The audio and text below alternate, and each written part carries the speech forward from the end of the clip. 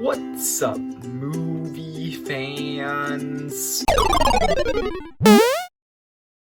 Guys, today I am doing something that I've never done before on this channel, okay? I am making a theory video. Today I have an absolutely mind-blowing theory I came up with about Doctor Strange in the Multiverse of Madness, okay? This is crazy. In Spider-Man No Way Home, in that movie, one thing that a lot of people were talking about before that movie came out, when the trailers were coming out, were a lot of people thought that it was weird that Doctor Strange volunteered to do this extremely dangerous, reckless spell of erasing everybody's memories for Peter. And a lot of people were theorizing that Doctor Strange wasn't himself. A lot of people actually theorized that Mephisto had shapeshifted into him or something. I don't know. Mephisto theories seem to be all the rage today. As soon as those theories started coming out, one thing that I immediately thought, Doctor Strange has always been arrogant. Ever since Doctor Strange has been introduced, he has been arrogant. And when the movie came out, sure enough, it was revealed that nope, he wasn't. Nothing was wrong with him. However, one thing that I did actually think was weird about Doctor Strange in Spider-Man No Way Home was the fact that he was so okay with sending all of the villains back to their universes to die, because he's never really been okay with that sort of thing before. In Doctor Strange, there's a scene where he accidentally kills somebody and he's sad about it. Like, he says that he never wanted to take a life. So I thought that was a betrayal of his character. So I actually do think that there's something going on with Doctor Strange right now. But I don't think it's the thing that people think is going on with him. You see, I think that all of the hints at Mephisto and Kang the Conqueror and Nightmare and all of these potential big villains in the MCU, I think that they are all red herrings to distract people from the real villain. This is a villain that I think has actually been manipulating Doctor Strange. I think that this villain is what caused him to do everything he does in Spider-Man No Way Home. And this villain has been with Doctor Strange basically since halfway through his first movie. It is none other than the Cloak of Levitation. So I know what you're thinking. This is crazy. The Cloak of Levitation has been a hero throughout all of the MCU movies, helping Doctor Strange most of the time. He saved him several times, and I do agree. You see, I don't think the Cloak of Levitation has always been evil. However, there are a few events in early movies that the Cloak of Levitation was in that do hint at him being evil. Specifically, in the first Doctor Strange movie, there's a scene in that movie after the Ancient One dies in the hospital where Doctor Strange finally decides to become a hero and fight against Caecilius and Dormammu, and he looks in the mirror and he puts the little, flap things on the Cloak of Levitation up, and it's this big moment, and then the Cloak of Levitation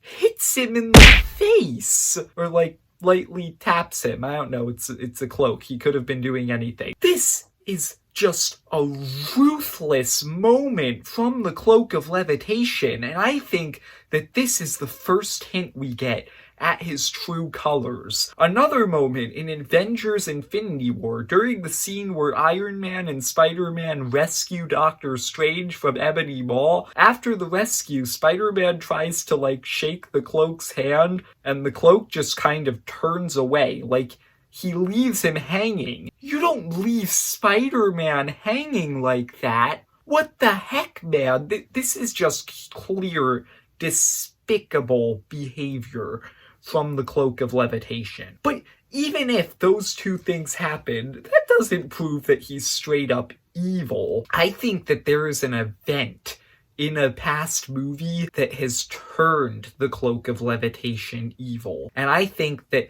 his evil side is finally going to be revealed in Doctor Strange 2. And I think that that event is in Avengers Infinity War. You see, in that movie, during the scene where everybody's getting dusted or wiped out of existence, it's made clear that for some reason their clothes go with them, like they also turn to dust. Even Bucky's metal arm goes with him, so things that are attached to the character also go with them. Yet, even though Doctor Strange knew this information, for some reason, he still left the Cloak of Levitation on. The poor cloak. Maybe if Doctor Strange had taken it off, the Cloak of Levitation could have been free and he wouldn't have turned to dust. But no, Doctor Strange leaves the cloak on, and the cloak goes with him.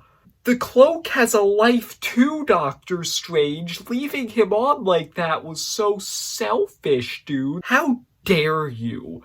And I think that the cloak feels the same way about this event, and the cloak wants revenge against Doctor Strange. And I think that there are a few scenes in Spider-Man No Way Home, one in particular, that is hinting at the cloak's turn to the dark side. I think that the cloak is manipulating Strange in the movie, and that's why he's so okay with letting the villains die. But not only that, during the scene in the movie where Spider-Man somehow traps Doctor Strange in the mirror dimension using math, which I think we can all agree is one of the dumber scenes in Spider-Man No Way Home, if we're being honest. But anyway, it has been established in Avengers Infinity War, in the opening battle of New York, where Ebony Maw, wraps the weird snake thing around Strange, that the Cloak of Levitation has incredible strength and can pull Strange out of,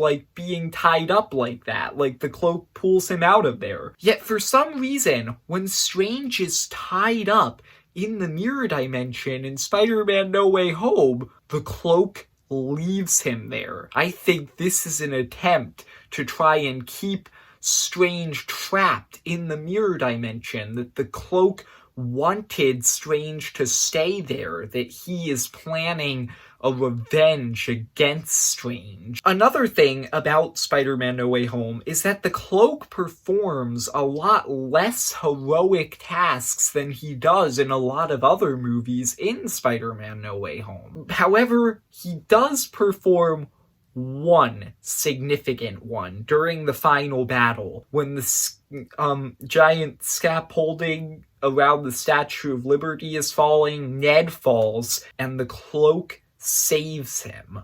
I don't think that this was put in this movie just for fun. I think that this has a dark implication. You see, in Spider-Man No Way Home, Ned is revealed to be able to do magic. What if the reason the cloak saved Ned is because he sees potential in this, and he is planning on manipulating Ned into becoming a Dark Lord that can then destroy Doctor Strange for him.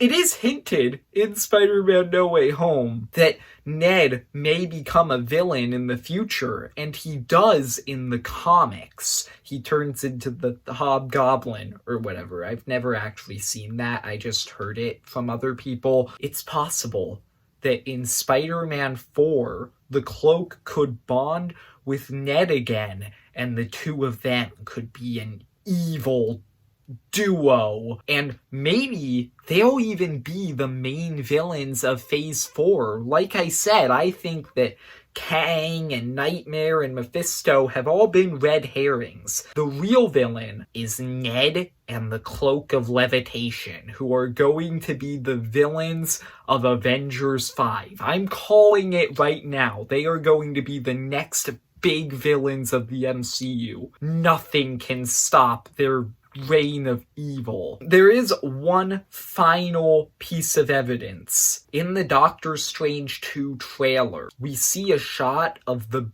back of the Cloak of Levitation, and there has been a notable design change. There's this giant blue patch in the middle of the cloak. You know what else is blue? The Kree, the Frost Giants. They're both bad guys. Ego Skeleton was blue in Guardians 2. Thanos is purple. That's almost blue. Same thing with Agatha Harkness's magic.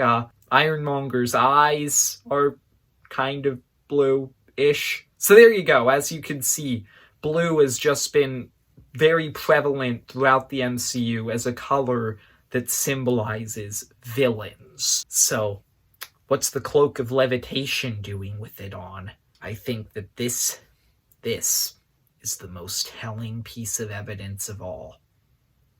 So there you go, that's my theory as to who the villain of Doctor Strange 2 and possibly the future of the MCU is. If you enjoyed, then like and subscribe and comment down below. What do you think of this theory? And happy April Fool's Day, movie fans.